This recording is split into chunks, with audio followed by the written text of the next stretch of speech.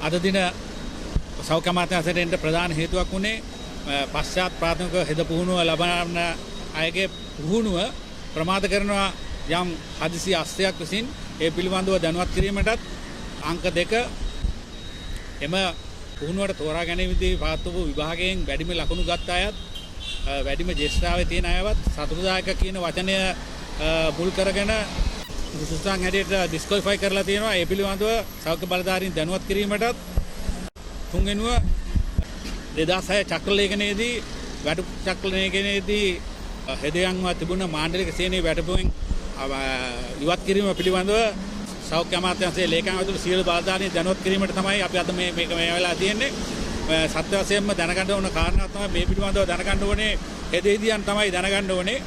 පශ්චාත් ප්‍රාථමික පුහුණු පාඨමාලාව ප්‍රමාද කිරීම පිටුපස හෙදෙහිදියන්ගේ සම්පූර්ණ උසස් වීම පුහුණු වීම සහ වරප්‍රසාද ප්‍රමාද කරලා කඩාකප්පල් කිරීමේ සූක්ෂම වැඩපිළිවෙලක් යන බවට සැකයක් මතුවන නිසා තමයි මේ සෞඛ්‍ය බලධාරීන් අද දින අපි දැනුවත් කිරීමට පැමිණියේ.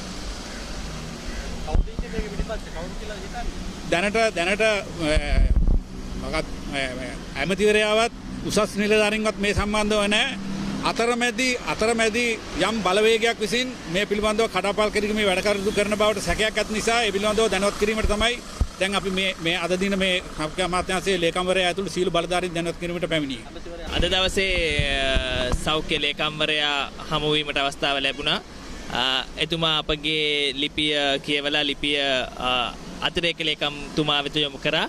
අතිරේක ලේකම්තුමා විසින් සාවධානව අහුම්කම් දීලා පශ්චාත් හෙද පාඨමාලාව ආරම්භ කිරීම සඳහා සියලු කටයුතු ඉක්මනින් සලසා දෙන මෙන් අදාළ බලධාරීන්ට එතුමාගේ ජංගම දුරකථනයෙන්ම උපදෙස් ලබා දුන්නා.